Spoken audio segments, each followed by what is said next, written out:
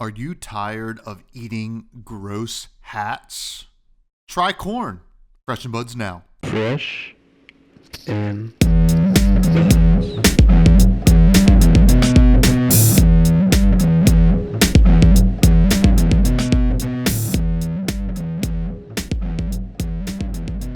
All right, folks, welcome back to yet another episode of Fresh and Buds. I'm your host, Tommy Fresh, and you are all my buds. And yes, the rumors are true. It is episode 203, and we have Azz from Go Again Gaming back on the show. How you doing, my friend? One of my longest friends in the game.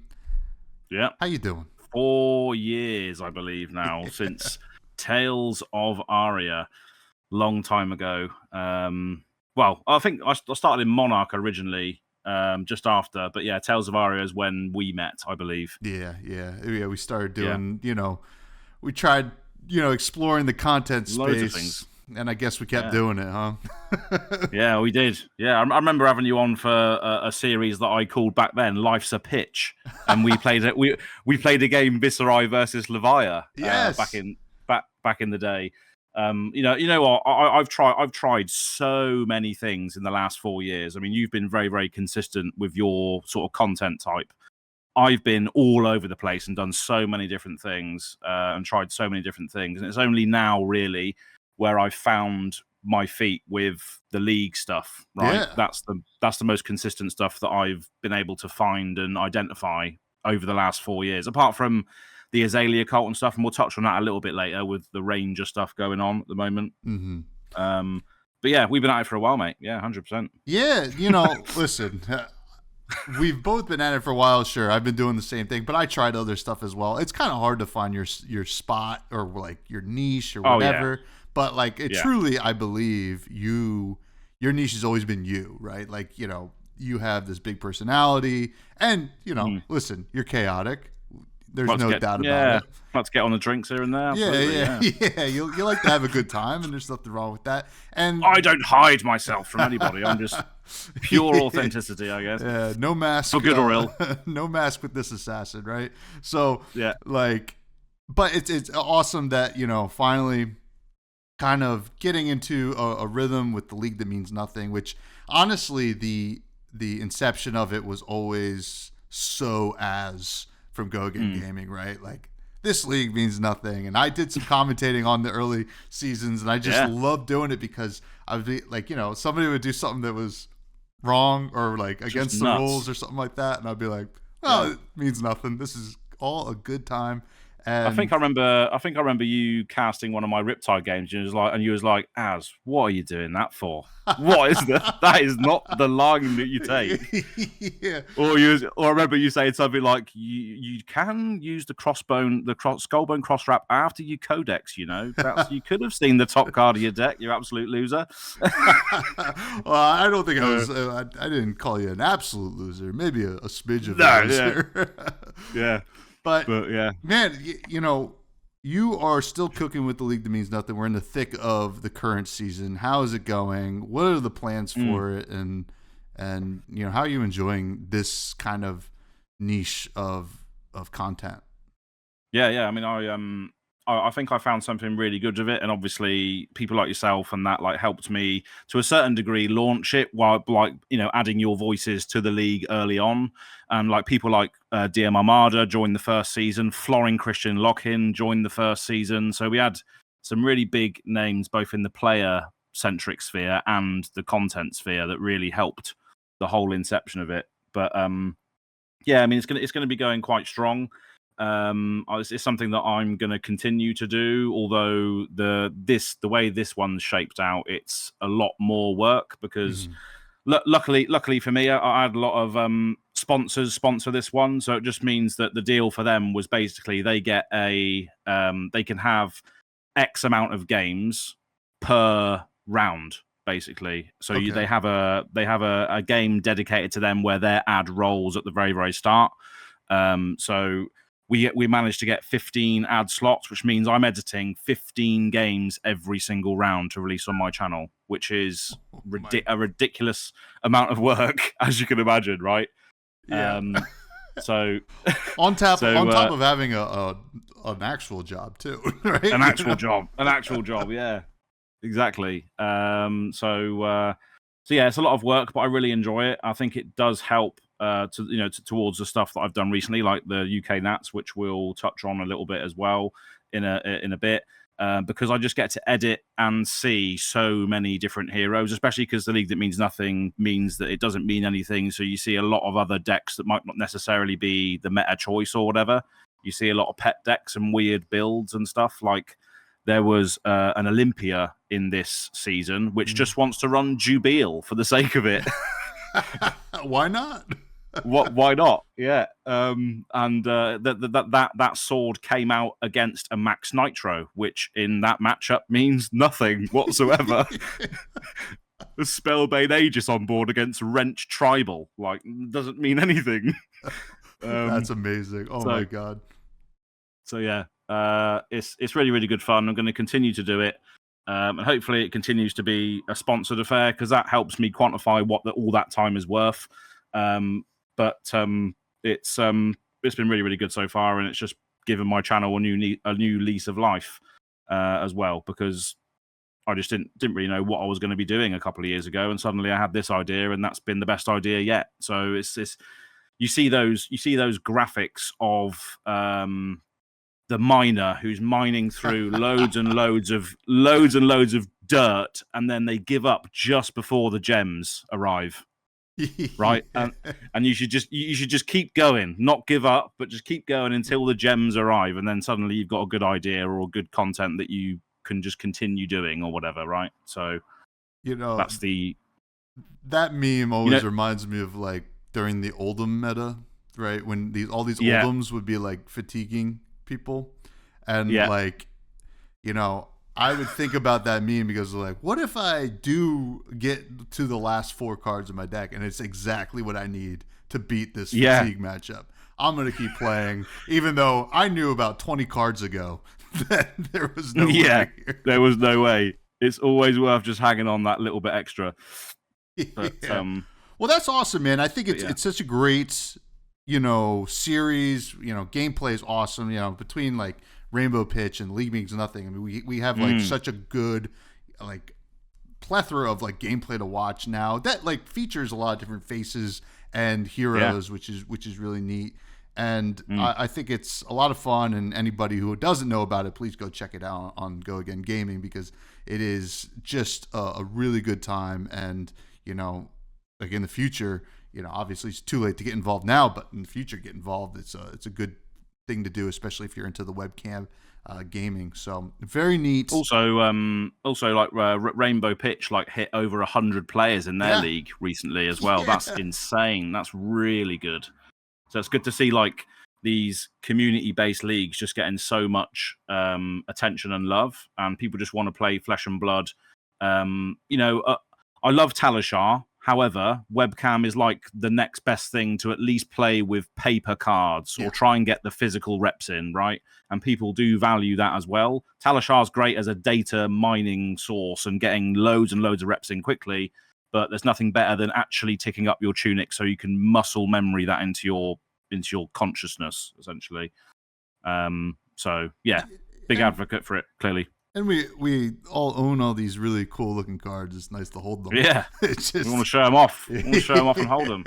Especially with more and more marbles. Gravy and absolutely.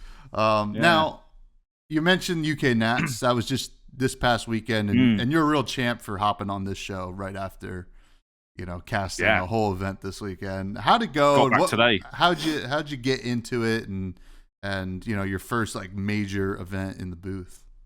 Yeah. I mean, it was on the Flesh and Blood official YouTube channel, so I was there in an official capacity. So we had like a pre-production meeting and all this with Sam O'Byrne, and we got all of the strategy straight from Sam, who's done it a million times before and is obviously very good at it now. It was really, really, really, really good fun. Obviously, I had Ian with me as well, who is another face of the League That Means Nothing. So we had a lot of people saying, "Oh, it's the League That Means Nothing now giving back to the small leagues." The UK Nats. The Nats that mean nothing, huh? The Nats has just become a giant league that means absolutely nothing. But yeah, so that was a nice full circle moment as well, being able to bring Ian in, who has done a lot of good work on the league, and he's very, very good at sort of analysing the game and why things happen and why players do things or assess things certain ways, whereas I was just more play-by-play, seeing things as they are and just, announcing the obvious and doing all the in-between bits and more of a hosting announcement sort of role. So I think it's definitely pivotal to have two of those types of people in the booth rather than just two analytics, someone who's, like pure passion and just sees things as they are, and then the analytics potentially. It's like the play-by-play and the color is how they describe it, I think, on casting.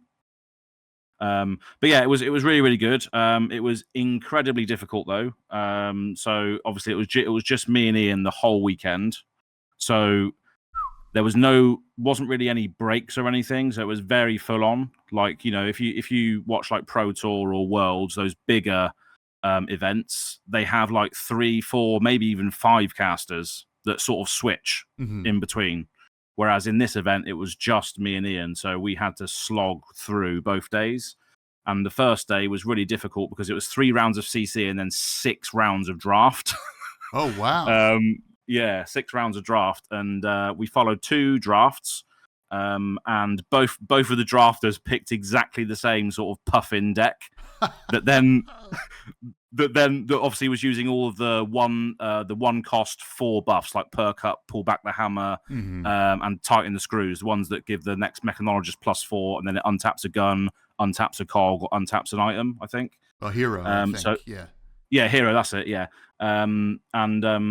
Both players drafted those exact same sort of types of decks, so we had to go through 6 rounds of that, and unfortunately, it didn't go well for them either. So, yeah, it was a long old slog. It was great though. It's like High Seas is a fantastic limited format. I haven't played enough draft, but I've played a heckload of sealed. So I absolutely love High Seas limited in general with like Treasure Island. And I think it's obviously one of the best macros and design spaces we've seen so far. I'm sure, obviously, you have big thoughts on that as well. Oh yeah, I mean, as a big limited junkie, I think that, godly, I mean, me and Spendog talked about it all last week, just like how great this limited set is, and that is the luck of the draw though for you to kind of cover the 2 drafts, and they kind of drafted the same thing and whatever. Yep. I mean, it's the nature of the beast with Flesh and Blood, right?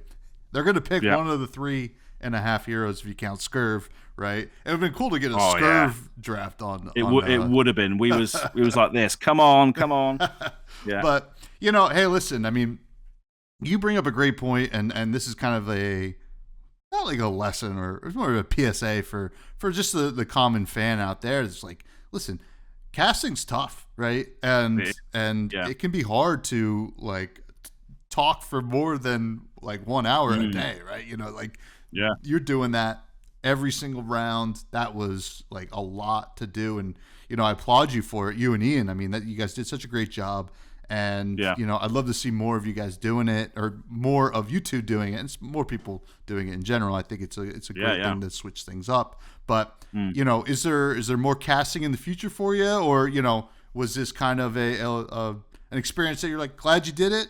Maybe not for you. How'd you feel? Yeah, I mean, I would definitely at least consider it again. But yeah, I mean, I think my Flesh and Blood like attendance of things is not going to be as much at the end towards the end of this year, because me and my missus have just bought a house. So it just means that I don't know if I'm going to be going to Worlds as a result. Unfortunately, it'll be the first Worlds that I miss, and that's a shame because obviously you're going to be there in Philly, aren't you? 100%. Yeah. So yeah, but yeah, it was a great experience. I definitely consider it again. I mean, I've done 2 UK Nats in a row now, so obviously I did the official Flesh and Blood one this go around, but then last year it was the same people behind the production. It was the Tabletop 24 group who have done a lot of the Europe stuff. They were hosting it on their own channel, and I was part of that as well. So I've done 2 UK Nats in a row now.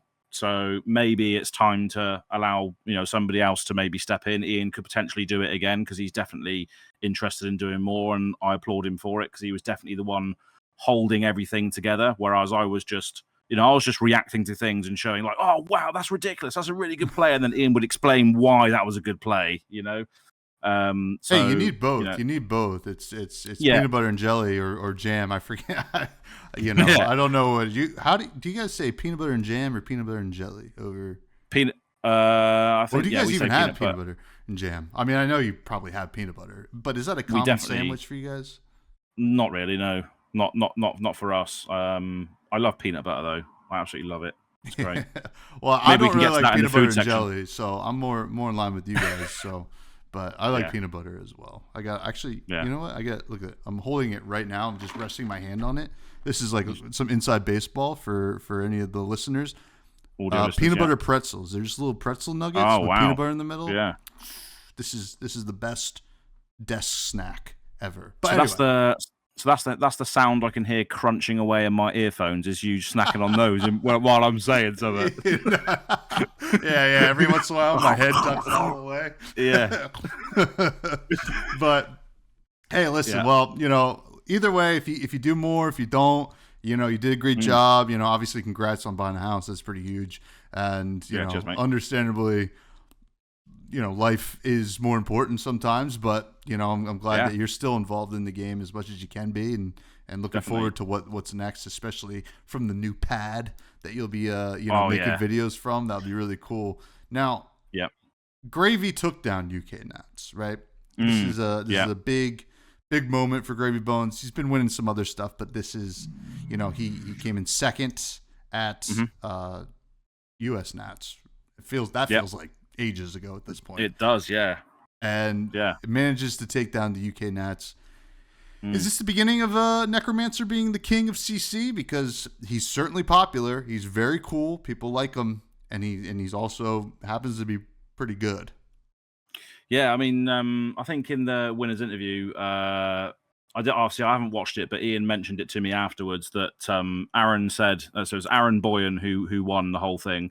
And there's a good story surrounding him as well, which we'll get into in a moment, which I'll tell. But Aaron honestly said that he was lucky to avoid all the Syndras, and the Syndra was the most represented deck at the UK Nats as well. Mm-hmm. We've got a long history of people loving aggro and ninjas in general. And he was lucky enough to avoid a lot of the Syndras that are in the room, apparently, which obviously is one of Gravy's weaker, if not weakest, matchup because of how wide and how pingy she is. But yeah, I mean, it's going to be interesting to see what happens from here because the way he implemented his deck in that last game against a Prism, who we thought would be the one that's going to be in the driving seat, Gravy just come out of nowhere, just golden tippling himself absolutely senseless to go as wide and as aggressive as possible. And I don't think lists are even running things like Whaler Humperdinck anymore because it just costs too much and just takes too much time to establish. Yeah. I don't know if the deck list is available now to see, but I just got the feeling that this is quite a versatile deck. Obviously, you can do that sort of ally-based extraction of value of board state, or apparently, like we saw in the final, you can just go ridiculously aggressive with how good Golden Tipple is in generating gold and then being able to crack that gold if you want to go deeper and generate resources for free. Gold is good. Gold is the payoff, but not for Olympia. For Olympia. No, certainly not. Oh, my God. Yeah. I mean, Tipple's really good, right? And there's no doubt about it. And the Humperdinck is like, I think has a meta where it's going to be like a real force to be reckoned with.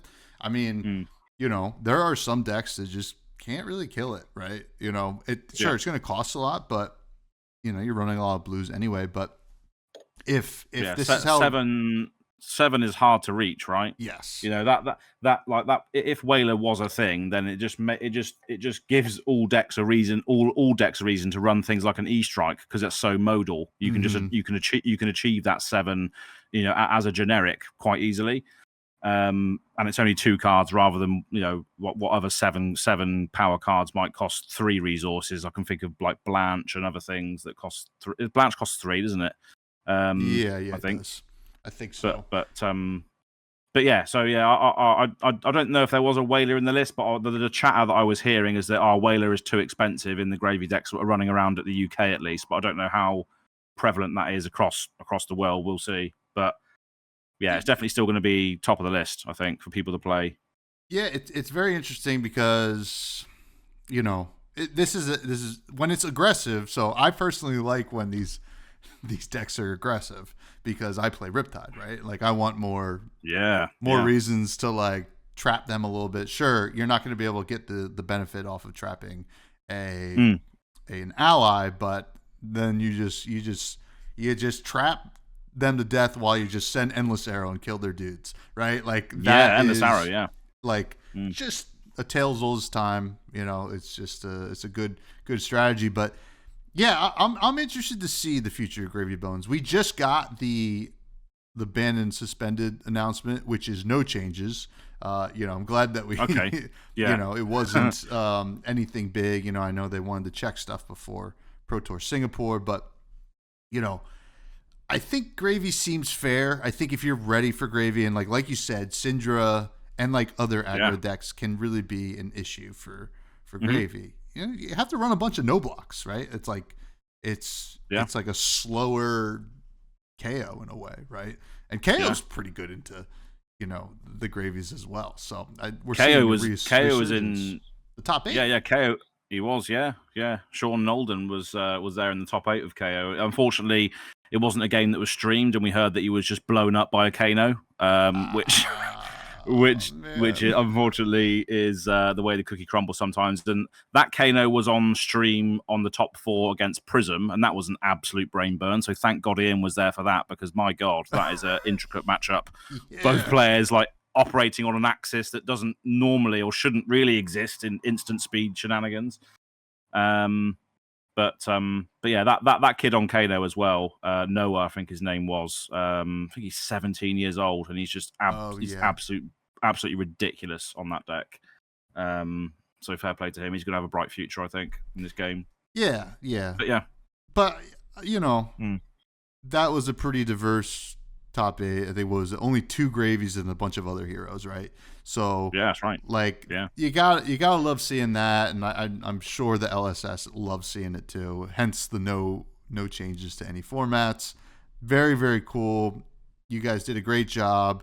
Excited to see what happens next. But let's talk a little bit about what was that? So I mean, just like as a potential answer to the is this beginning of Necromancer being the king of CC, I don't think it is, because obviously there are answers out there. It's just maybe that there is a big hard counter there, but it's not an unfair deck. I don't think there are still ways to beat it. It's just it's just very, very efficient and can do, as we've seen, multiple different things. So I think it's more in the hands of the pilot than the deck as well. I think the deck is extremely difficult to pilot. So yeah, we'll see. But I don't think it's an unfair deck at all. I think it's a lot fairer than other board state based stuff that we've had. So I think some people start to, as we get further away from like Dromai or like OG Prism. Yeah. I mean, I'm like, wait, I can just like, I don't feel super punished by killing these allies. That's pretty awesome. So Rake the Embers doesn't exist in Necromancer, so that's good. that would have been something. That's else. Nasty. Although I'm sure it was on the design table at one point, and they're like, we can't do that again. No thanks. But let's get your fresh faves from High Seas, because it is the talk of the town. Yeah, for sure. Who is your favorite hero from High Seas? Favorite hero? This is probably a bit of a cliche answer, but I'm going to say Scurv from this set. Not cliche at all. It was very cool. Yeah, absolutely love the fact that it was, he just shows up in boxes and suddenly changes everything. So yeah, I think that was a really interesting inclusion, and I just love how that hero operates. You know, every deck that I've played with him in it has just been really, really fun.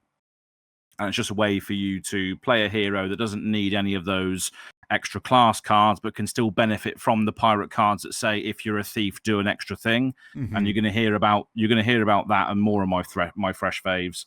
But yeah, Scurv is my favorite. Although I do love the Ranger as well, obviously. Mm-hmm. Yeah, but that'll be my answer. Definitely Scurv. What do you think? You love Scurv? Scurv is cool, but golly, I mean, I actually love all these heroes. I thought they all kind of really like did such a good idea, like good like execution, especially in limited, right? Marlin, I've been playing more Marlin than anything. And this is a far cry. Like, you know, obviously I got into Riptide and that's a Ranger, but like Marlin is a true Ranger where Riptide feels a little bit off kilter. And I really love the potential of Marlin. I don't love the execution of Marlin, but I love the potential. I want to see another cannon enter the game to see how we can, like, I like Hammerhead, but 4 resources is a lot and you don't even get to load off. Yeah. Of it, so that's what I mean. It's obviously we can transition into what my favorite weapon is, because I think it is the cannon for me as well. Yeah, that's your favorite weapon. Yeah, I already know how these fresh faves works. I've done it a few times here and there. Just a couple. Yeah. So I think the harpoon cannon is definitely my favorite weapon, only because it just introduces a design space for Ranger that was never there before. Because obviously all the other bows will load an arrow for you, whereas with this one you have to establish it yourself, or obviously use those cards that will do additional loads, or use your equipment or etc. So yeah, I do like that space, but it's just hard for us to understand how that can work still while we're cooking with it.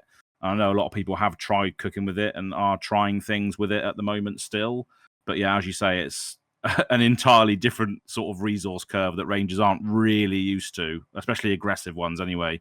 Yeah, and like I love playing a ton of blues in a deck. I'm like, oh, this is awesome. I've never felt this amount of resources in my life, but you know, making it make sense and like finding the right like metaphor is gonna be interesting. But Marlin's very cool. Yeah. What's your favorite equipment?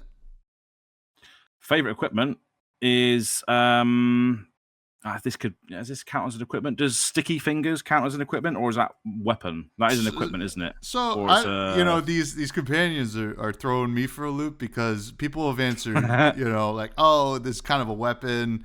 But it's also an offhand, so like, I don't know. It's whatever you want it to be. If you want to throw sticky fingers in the equipment slot, by all means. Offhand, ally, perched. This can be equipped. There we go. In addition to a 2-handed weapon, so I guess it is an equipment, right? So yeah, I'm going to say sticky fingers. Although I do also really, really like light fingers. I'm speaking from a limited perspective here, really. But yeah, light fingers again is also really, really cool if you are running Scurv, because obviously when it defends, if you're a thief, you can steal a gold, which can really screw with your opponent's turns. Oh yeah. It's a shame it's not battle worn. There's a few bits of battle worn equipment in the set which really are really good, because they stick around and you can still get the effect.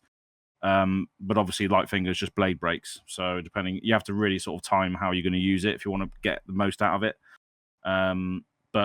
Yeah, sticky fingers is also just a really, really good little chain ender as well if you're going quite wide, which you can do with Scurv quite easily because of the gold kiss rums. And again, when this attacks, doesn't even have to hit, it steals gold from the opponent, so they then have to think, do I have to kill this goddamn octopus? Do I have to waste an attack on it? So once you've established it, it's just a pain in the ass, really. So yeah, 2 picks there for you, a bit of a cop out, but both I think are really cool for what I like to do at the moment in this set anyway. My podcast is much like the league. Nothing matters. You can do whatever you want. Nothing matters. Yeah, but love it. Sticky fingers so cool. I mean, I'm a huge cephalopod fan in general. So as soon as I saw that, this is my Blitz hero now, of course. So very exciting. Now, what's your favorite card to throw into your deck? Yeah, so this is a cycle of cards called Jack Be Quick or Jack Be Nimble. Yeah. So So obviously you can benefit from these cards by if you find the Nimblism packages in your sealed decks or draft.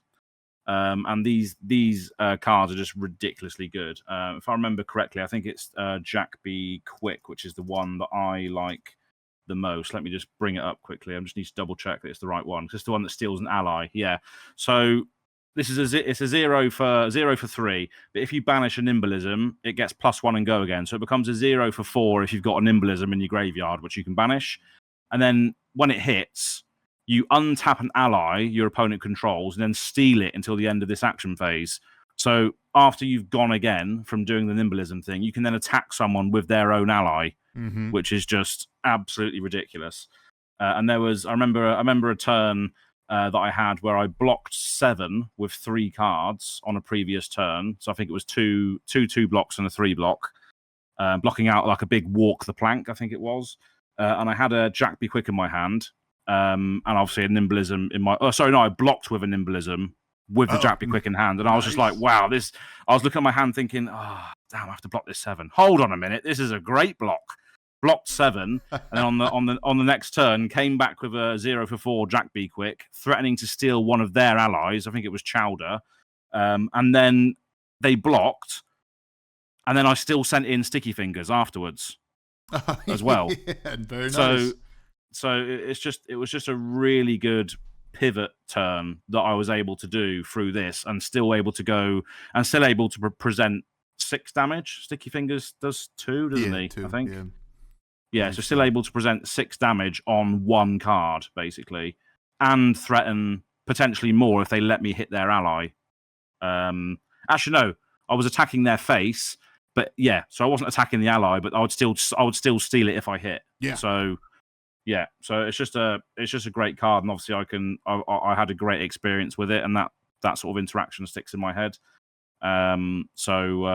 So yeah, I'm going to say Jack Be Quick. Nimble is also good, just because it's becomes a 0 for 4 if you're running Nimblism, and that one steals an item, doesn't it? So you can steal a gold on that one. Which is pretty on the pretty important, as we said with Sticky Fingers, because these heroes are so starved for gold sometimes. Especially in the late game when you're like, I can't let anything hit because I'll die. And, so nobody's like the Treasure Island's just getting bigger and bigger if you're at a stalemate, which is kind of funny. Yeah. But I mean, it's hard to pick these cards because there's just so many cool ones in the set, like Lost in Transit again. I just love these thief cards that you can just steal gold and generate gold when you like in a different way to everybody else. Everybody else has to really get it off Treasure Island or through other cards, but you can just get it like nobody else can. So I just love those cards which allow you to do that, basically. But, yeah. I mean, they just really knocked it out of the park, especially like with these like just tiny little synergies too. It's just so cool. And it's just like something I think Flesh and Blood does really well. Yeah, it's like obviously they had a Nimblism package in there. They had a life manipulation package in there of like Life for a Life and Scar for a Scar. They had top deck manipulation in there of like Ravenous Rabble.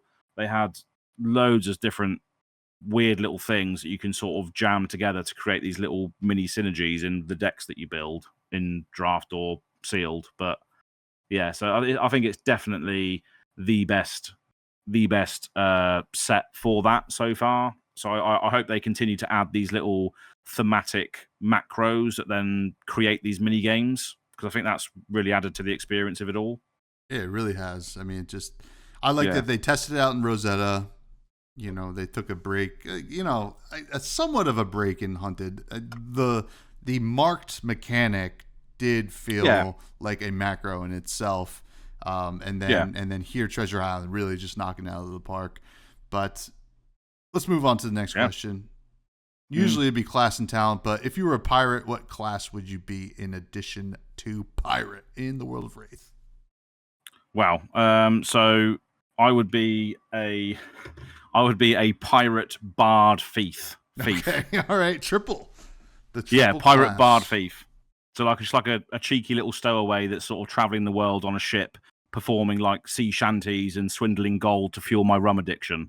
Okay. Basically. All right. That sounds good to me. They're like, he's a good time. We're gonna let him stick around. Kind of a nuisance, but You know what? He spins a Exactly. good yarn, and that's all we care about. I Yeah. love that. Now, Yeah. So do you have a greatest set of all time at this point? You know, I think we've asked the last time you were on, but you know, we've seen quite a few bangers since then. yeah, I think for limited and sealed, this is definitely it. This is it's been a while since I've bought like boxes for Flesh and Blood just to enjoy. I've just been on I do singles for the things I care about for a long time, but this is the first set in a while where I've just actually bought boxes to crack and just go through the set because I think it's just really, really good. I think it's really, really good, and I've experienced a lot of sealed and limited in this set in comparison to anything else as well. So I think for limited, this is the best one so far. But I think I still have to throw it back to Outsiders for constructed support for my favorite hero, which is unfortunately very soon to be out of here. Sadly, Yes, very, very soon. Actually, I gotta take a look at the actual updated standings here, but it is. I don't think she had any points this weekend, but I know Stefano Mione is taking Azalea to the Italian nationals, so I have very high hopes that he's going to put some points because he's probably one of the best, if not the best, out there at the moment on the deck. Yeah. So I know she won. I know she won in Iceland as well recently, but those points have already been accounted for. Those points have already been accounted for. No points this weekend. It looks like. No, she's gotten 15 points this season, which is less than I would expect, to be honest. Right? Like, you know, some difficult heroes have moved on, and then, you know, she is one of the better heroes right now, but she's sitting at 946 points. Right, so she will be going, right? I don't think she's going to slow up like Dash did, right? Because Dash is still at 976. No. So yeah, no, and there was no Dashes represented really at all, like especially at the moment. It's just so weird how a deck can get to just literally on the cusp and then just doesn't do anything. There's no room for it. The deck just can't operate with what other heroes have been added or taken away. It's just really odd how it works, right? Yeah. She seems to be in a spot too where like Slab Dash is probably just the way she's going to get her points, right? And it's probably going to be in the next Pro Quest season. Yeah, I don't know if she'll get a full whatever amount of points. Was that 24 points? But Azalea is definitely getting it, whether it's before Pro Tour or in the upcoming season. I thought maybe national season was going to be when we saw. I did, yeah. I don't know how many more weekends of nationals we have, but you know, there's still a couple weekends at least. So there's a chance, but that's why I wanted to bring you on because first of all, you came off a big weekend, and Azalea, for lack of a better term, is almost gone, right? And going to be gone, and that comes with a lot of baggage for the Ranger class in a way, and we'll talk about that. So.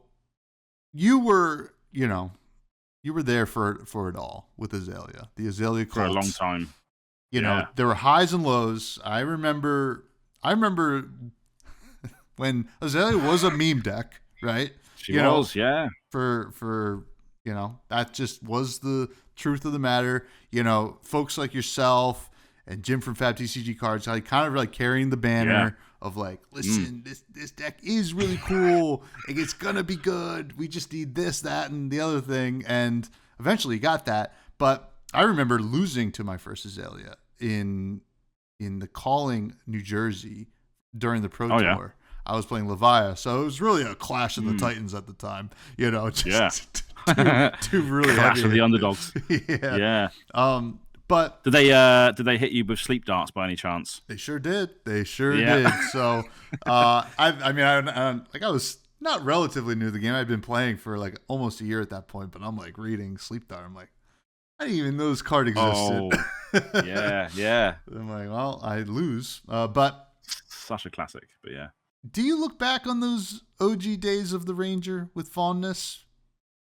Yeah, I mean, I think they were some of the best days, honestly, because there was such a passionate group of people that just loved this hero for the lore and the backstory and the aesthetic of the hero. Because there was never really anything really like that out there. There wasn't like a sort of dirty, grimy sort of character that lived in that pit-like area. We hadn't seen Outsiders yet. We hadn't seen that whole set and characters and everything else fleshed out.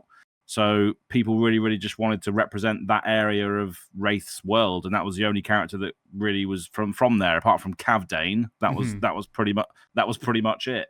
So we wanted to represent that Pit's vibe, and she was the one that did it. But also cards like Red and the Ledger, we all knew how powerful that effect was. Like even people that weren't on the deck, 1 action per turn, that's absolutely absurd. So when that leaves the format, that's going to leave a big hole. Aggro decks aren't going to have to worry about getting hit with that anymore, which just takes so much value away. But yeah, back then we always knew it was really, really good. We always knew Not a Death Whistle was awesome. Just being able to tutor anything with Dominate, especially that big Red in the Ledger. We always was all looking for that. But yeah, it was really, really cool. And I remember taking Azalea to just some side events at Pro Tour Lille in France, and every person I played against at that event was just like laughing at me, like, why are you playing this hero? And I was just like, because I love the hero. And some people were pleasantly surprised about what I could do with it at the time. And this was before, I think this is before even Everfest was released, before Pro Tour Lille, maybe. No, Everfest was out, because that was out for Pro Tour New Jersey, because Starvo was the talk of the town. But yeah, that's it. Yeah. So we still had things like Read the Glide Path and Bolton Shot and stuff that were out of that set for Everfest. Or no, that was Bolton that Shot was Tails, but Tails. You did get some boons out of Everfest, I believe. Yeah. Read the Glide Path was out of there. I know that. But yeah, anything before Outsiders was an absolute struggle to play Aelia, and that's why people were laughing at me, because we just didn't have all of the tools realized yet. Trying to go back all that way and figure out where those cards were from, what sets they were from. It's just like so long ago. It gets harder and harder. I mean, yeah, it was kind of interesting, because you got Tails, right? And that was the first set. I mean, obviously you had Seek and Destroy and Arcane Rising and Crucible of War had stuff for Azalea, right? And that's the dark days of Azalea. Right? It's like that's right. Yeah, and then there was a brief moment. I think it was just Monarch, and then Tails comes out, and we have Lexi and all these cards for Lexi. Like I remember people seeing New Horizons and like starting to look at Azalea again. And while now we see some New Horizons lists for Azalea, yeah, we do. It still was always Skullbones cross wrap for a long time. So that was always really interesting. And then, you got like Seek and Destroy, like just an insane Ranger card in general. And then Bolton Shot was big. Yeah, Bolton Shot was big. But the thing is like all the people that were coming together to figure stuff out, like pro players had not even touched it at this point still, because it just wasn't good enough. But everybody was still coming together. We just weren't really looking at Bolton Shot, because the thing that we thought we needed to do was just dominate a big arrow rather than trying to go wide. That was the mindset at the time, was just go big and dominate. But then we couldn't do that consistently. We had to look at things like Memorial Ground to get our arrows back onto the top of our deck and then switch it out. We were cooking with all sorts of different things. Seek Horizon, when you attack with it, put a card from your hand on top of your deck. If you do, it gets go again. So then we might be able to switch it out and get dominate. We were trying all sorts of different things. But yeah, they were some dark days, and obviously I think I was fairly rewarded for just going through the whole process, because I've seen a full circle of Azalea now, and I even got to spoil the Armory deck and spoil cards like Judge, Jury, Executioner, which hasn't really seen much play, but it's so fucking cool. It really is. So, I mean, wait, the Armory deck, isn't that a Riptide Armory deck? I thought I heard something about that. No, that's right. Yeah. But yeah, obviously she is on the cusp of going, so I'm going to be looking for a new deck. Riptide is definitely at the top of that list. because obviously I've just got all the cards for it. Mhm. And I have seen a lot of, I know you don't like this, but I have seen a lot of aggro New Horizon Tide going around as well.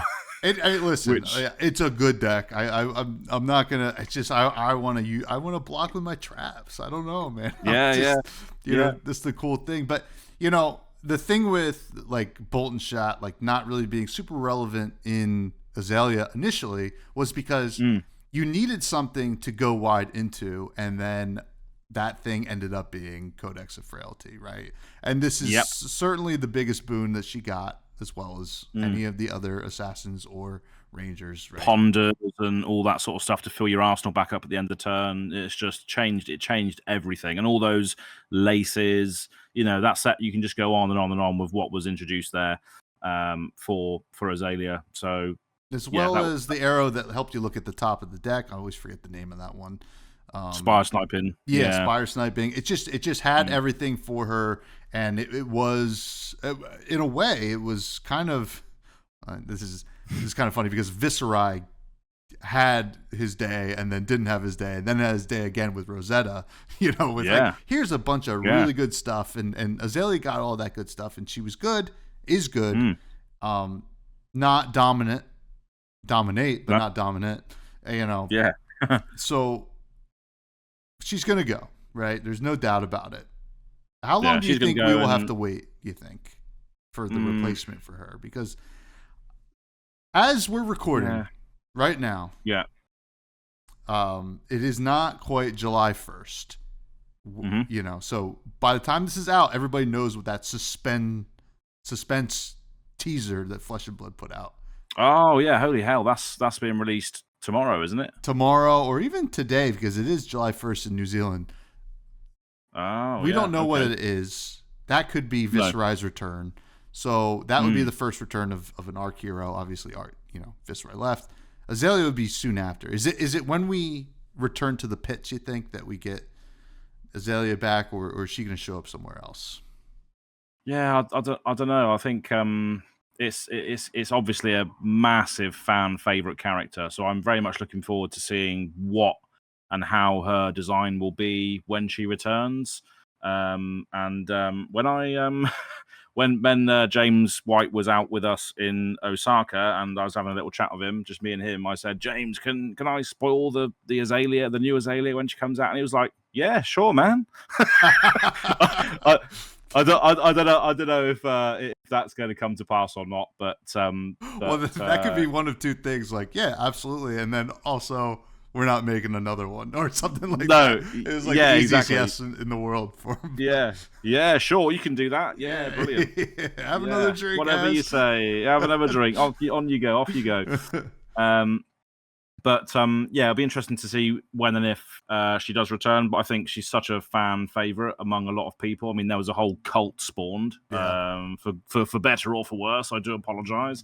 But yeah, so I can't wait to see what happens with that and what her design space will be. But the thing is, if you introduce Azalea again, you introduce also Red in the Ledger and Knock the Death Whistle again. Yes. So that's the thing with characters. If you bring the characters back, you also bring the specializations back, which might be an issue potentially, depending on which way they want to go.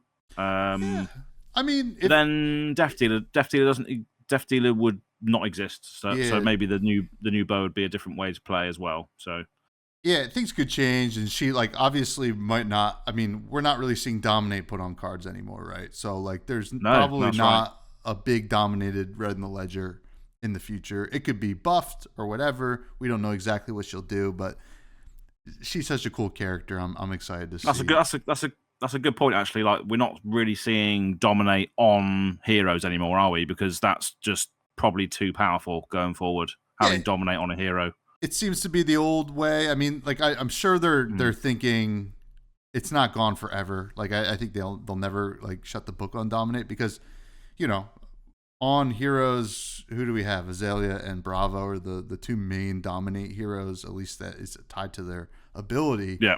And now we're getting Overpower more and stuff like that, which I do think is a fixed version of Dominate, but makes it feel a lot worse when you there's Dominate in the meta. But that is what it is. But I think she'll be cool no matter what. you know, the pits are awesome. I agree with you. I think it's just like, you know, obviously as a Riptide fan. So the question is, Death Dealer going. That is a big one because that is a pretty iconic bow, right? Yeah. And you did mention aggro Riptide with like New Horizons. Plays Death Dealer most of the time. Obviously throws in the Dreadbore on occasion, which is my preferred method of Riptide, of course. And then Marlin, you know, like actually is pretty good with Death Dealer because of the onload with New Horizon, like, and the draw. You're not playing the harpoons as much. How do you think that these Rangers are going to fare without Death Dealer? Are they just going to be more one-dimensional? Are they just not going to be as good because they're not as flexible? What's your take? Yeah, I mean, it's like Death Dealer is a very, very powerful card, isn't it?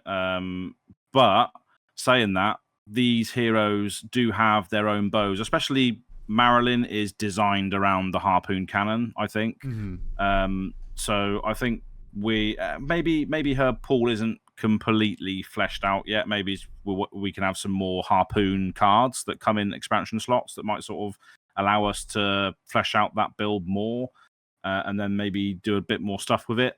And then I think Riptide Dreadbore, he doesn't have he has Barbed Castaway as his signature weapon, right? Yeah. That's the signature weapon for it.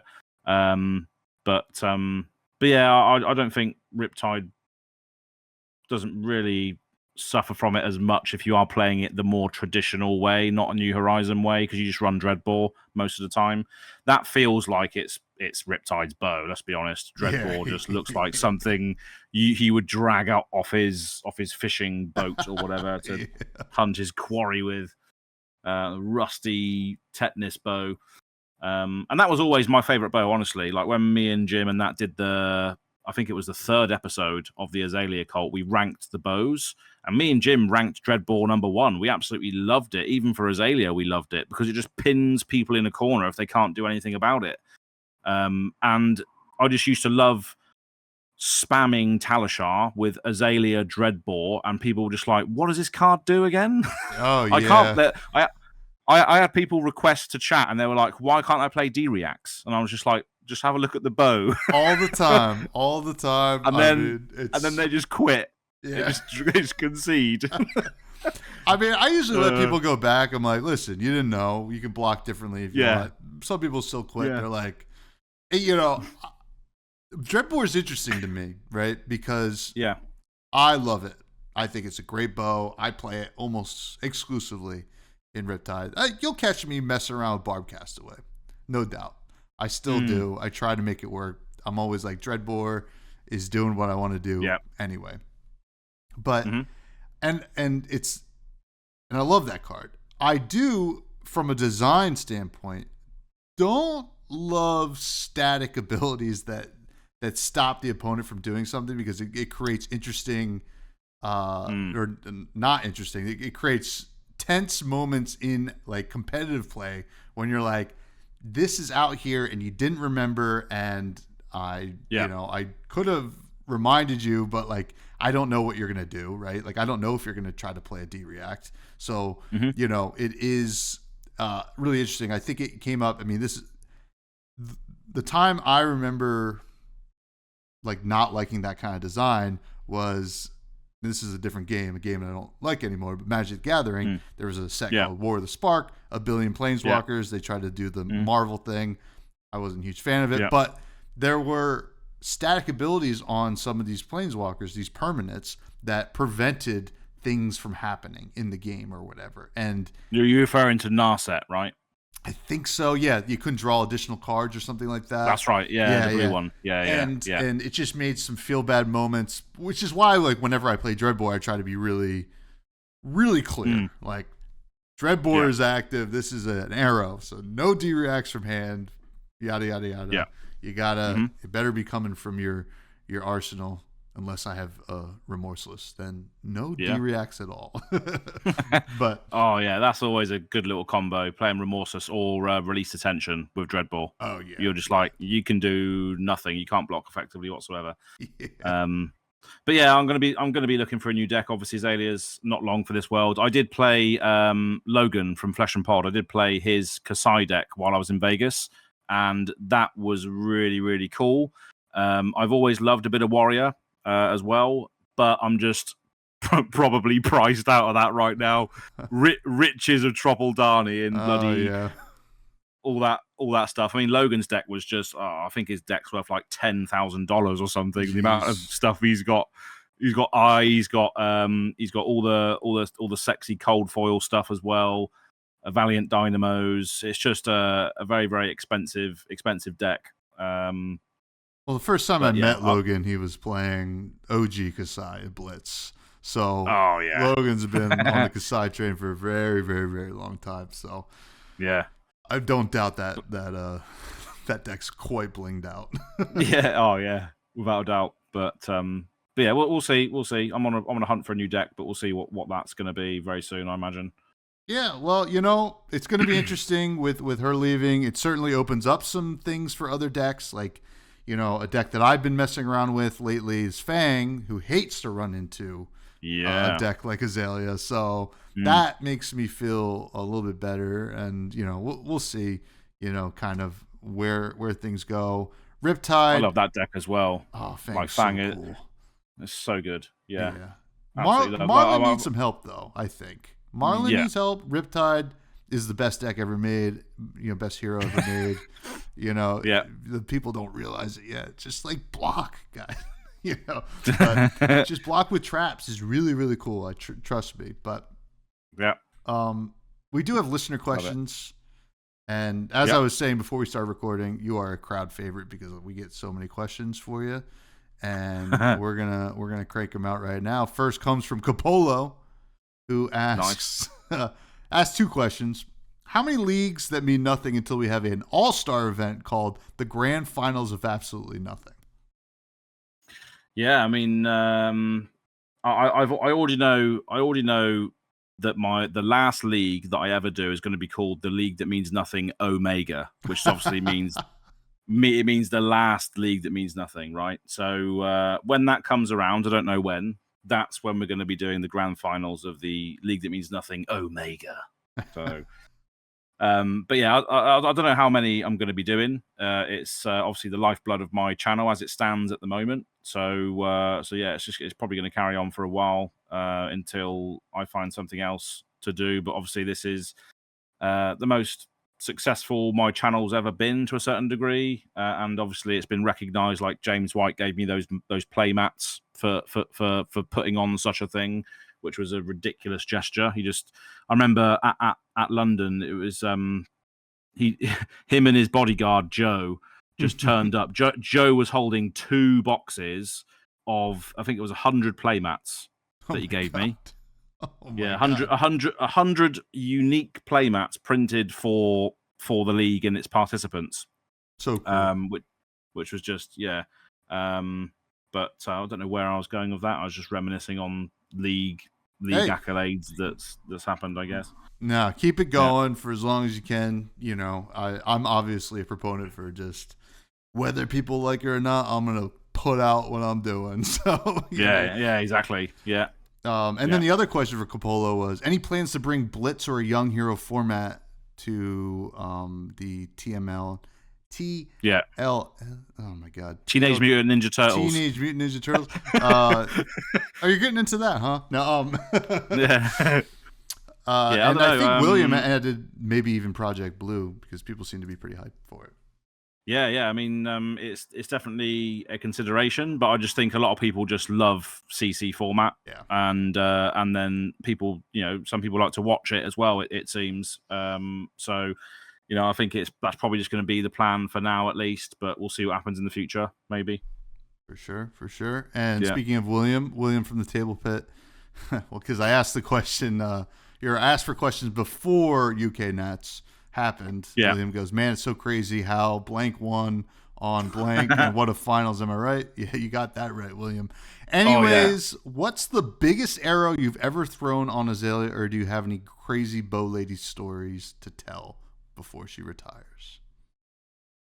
The largest arrow I've ever thrown at somebody. wow, I'm just trying to think of what the maths could be on that. I mean, I can't remember the precise number, but it's always nice to throw an infinity gauntlet of plagues at your opponent. So you get the full blood rot, inertia, and frailty, and then you throw a big arrow that has all of those attached to it. That's always a very nice feeling to throw Thanos's beams at your opponent. So that's always nice to assemble one of those hands. That's for sure. It's a biological warfare arrow. Literally, yeah. Oh man. Nathaniel from Bulbur Games asks, "How goes the new job? Anything cool you've gotten to do or see?" Oh yeah. So I work for a company called Steam Forged Games now. So they do a lot of board games that are based on like video game IPs, and they also have a new, I say new, but we've acquired a wargaming independent property now as well. But yeah, it's going really, really well. So I've been there for sort of 6 months now. So my probationary meeting is going to be due soon. So I'll know whether I'm going to be staying or not, but I definitely will be. I'm confident to say that. I'm confident to say that. So I haven't been able to sort of go on any trips or anything yet, but a lot of us, as part of our team, get to go to things like Gen Con and Eschenspiel and other sort of trade shows. So next year I'll be going to a few, I imagine, and I'll throw my hat in the ring for Gen Con because I've never been before, and apparently it's just absolutely insane. I'm not sure whether you've ever been, but not yet. But obviously, I hear all about it. Yeah, exactly. So yeah, yeah. Also, that probably is going to be a few opportunities to do some stuff next year, I imagine, on that. That's very cool. Very cool. Mr. Viz asks, when Azalea is gone, will you change your name to Rip? And hope to see you at Worlds. Yeah. Funny thing is, like, my nickname Az was just something that's always been in my life. Like, my uncle was like my biggest role model. He's the one that got me into fantasy games in general, and that's what he always called me. Like, his nephew Az was just my nickname since I was young. So I'm not going to change it to Rip. But I might play Riptide though. That's the thing. I might be playing it because it just makes sense because it's just the easiest translatable hero because I've got all the Ranger cards. And sadly, probably not going to be going to Worlds as I mentioned earlier. Just got other life things to do, which is always good. That's the thing with events, right? You see all these events and the event calendar of Flesh and Blood, and you have to remember that you just cannot do everything. You can't do these things all the time. And I got a bit of FOMO when because I had to read out one of the ad reads on the UK Nats for like all of the events that were coming up, and Pro Tour Singapore. There's going to be a beach party that I can't go to. I'm absolutely gutted. This beach party is like, it goes from 10 p.m. to 2 a.m. and that's prime Azz time. That's like, yeah. Like, you look at the clock on the wall, you just see Azz's face from 10 to 2 a.m. Literally, yeah. So yeah, but yeah, I think I met Mr. Viz at Hartford because I think I played against the Teklo Professor Teklo deck, right? He's the one who has that, right? Yeah. Is that correct? Yeah, big fan of the Professor Teklo. Also, shout out Mr. Viz. It was just his birthday. Happy birthday. Oh, nice. Happy birthday. But just loves playing the red line Vincent and Blitz. The cool. Yeah. Next question comes from Aragon 1344. Who says, might be a dumb question. First of all, no dumb questions, only dumb answers from us. Yeah. I want to hear opinions on Bolton ever being viable again. And, I mean, correct me if I'm wrong, I believe Yuki Lubender just had a really good Canadian Nats with Bolton. Didn't quite get to top 8, but had a really good day one.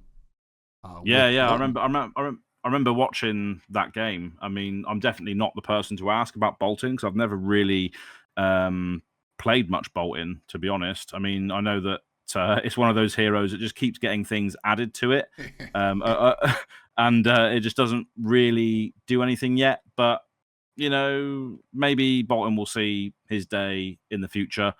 A lot of heroes, it's just a waiting game, a game of patience most of the time, and I'm assuming a lot of heroes will get their time in the sun to a certain degree. Maybe even heroes like Teklo Vossen might be good in the future. Who knows? Maybe. Who knows? But I kind of hope not, to be honest. But yeah, that doesn't seem like an interesting experience of what they want to do. But Aragon, I mean, listen, Raiden is one of the best weapons. Now, Charge is one of the worst mechanics.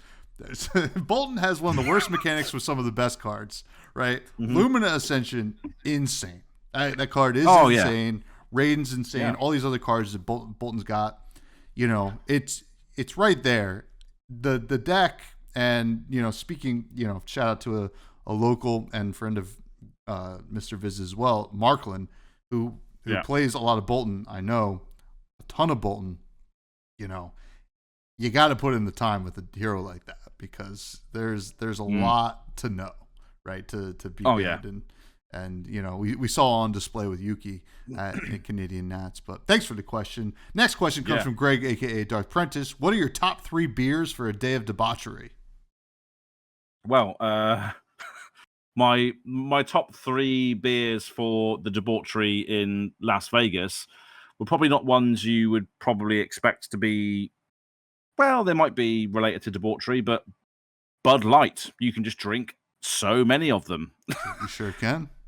I remember getting up at like 7 a.m. and having a beer in Las Vegas. Logan was like, "Oh, what, you having a Bud Light?" It's like, "Yeah." He was like, "Shower beer. That's a shower beer." He just grabbed one. He grabbed one and took it into the bathroom and drunk it while he's having a shower. And I'm just like, "Yes, mate. This is the way." But Bud Light. What else was we drinking? High Life. I think is that a beer? Yeah, Miller High Life. Yep, the champagne of beers, they say. Champagne of beers. And then I think, what else was we drinking? We're drinking all sorts of different stuff. No beer or no drink is off the table when debauchery is involved, but they're the ones that I can remember off the top of my head at least. I like Desperados as well. Desperados obviously have that hint of tequila in the bottom of them, so they're quite nice as well. Yeah. I mean, Desperados. No. Is that UK based? I think maybe it might be then. Yeah, but they're really nice as well. I've heard of them. I've heard of them for sure. You throw lime in them, maybe. Yeah. You're really cooking. Yeah. My answer would be whatever beer's in my hand is my top 3 beer. For a day of debauchery, because you know what? Equal opportunity when it comes to drinking, folks. I don't have a problem. Absolutely.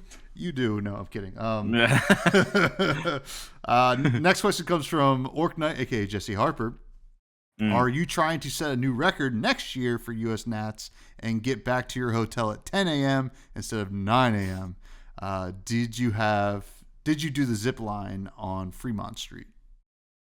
Oh, okay, yeah. So this is so basically I went to Fremont Street, which is like old Vegas. So when I went to last, and they have this like zip line that goes like all the way through Fremont Street. I didn't actually get round to doing it. I think it would have been extreme health hazard if I tried to do it while I was that intoxicated that night. But that night was pretty insane. I vlogged quite a lot of it, and I ended up staying up until 9 a.m. the next day. I got back to my hotel room 9 a.m. the next day after being in like a dive bar all night.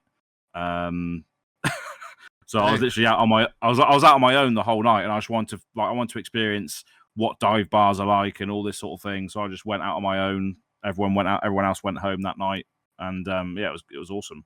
Really good night. So maybe 10 a.m. next time. We'll see. 10 a.m. Maybe we'll push it to 11 a.m. Man, I mean. Yeah, we'll just turn up. We'll turn up at lunchtime in the venue, ready for some high C sealed. Next question comes from Dead Summer, our dear friend Kale.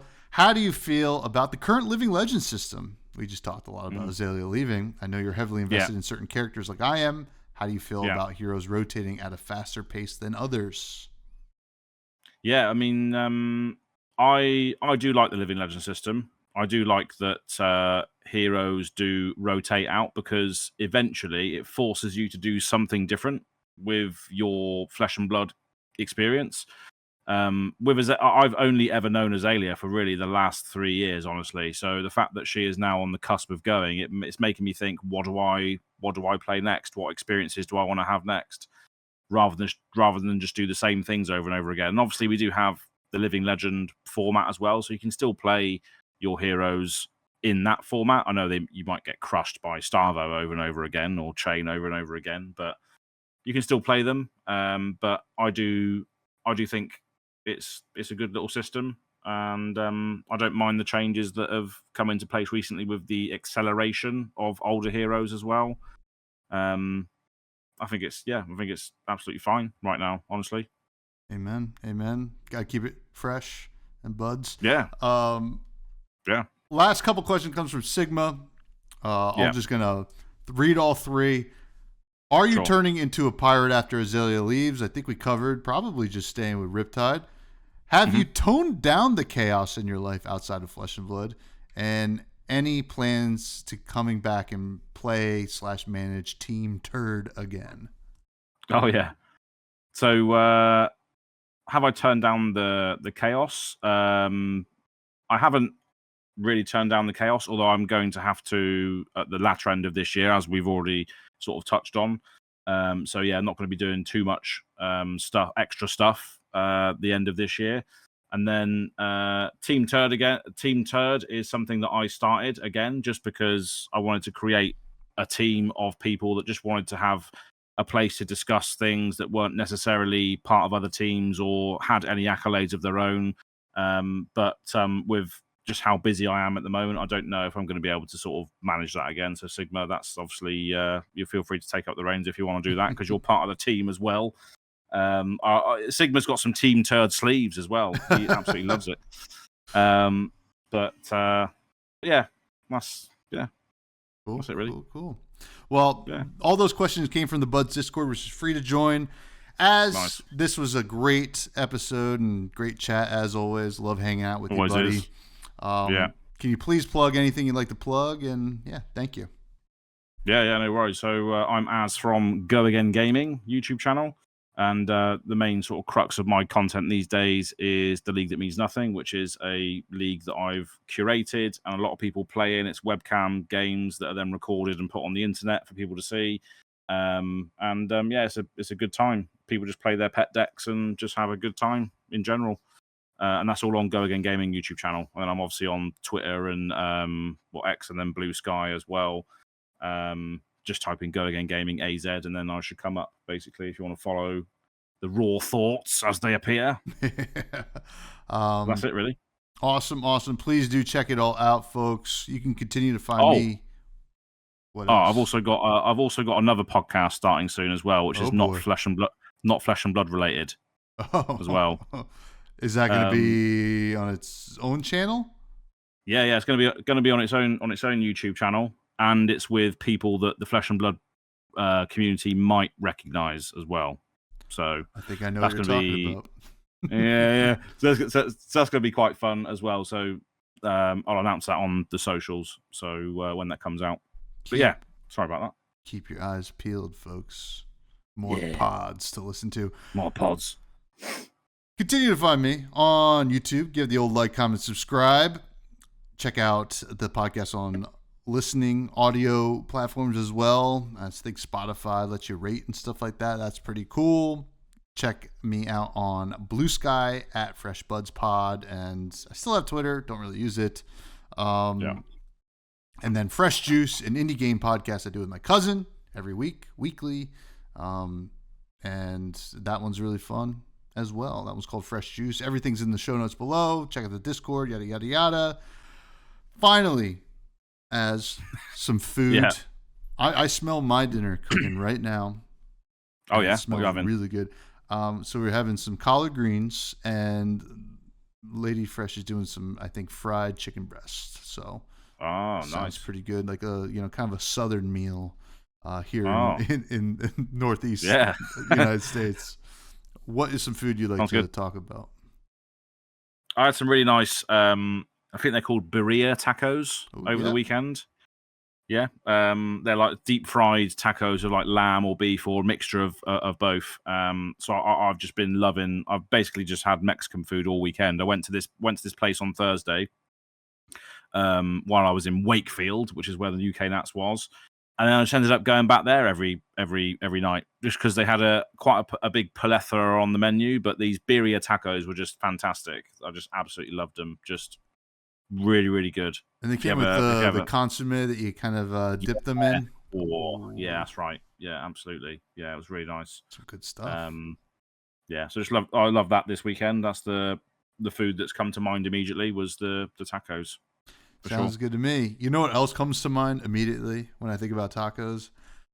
What's that? How I can't have Charmer on this week, but I'm sure we'll get to him at some point. Thank you, everybody. Thank you, Azz. Everybody, please stay fresh.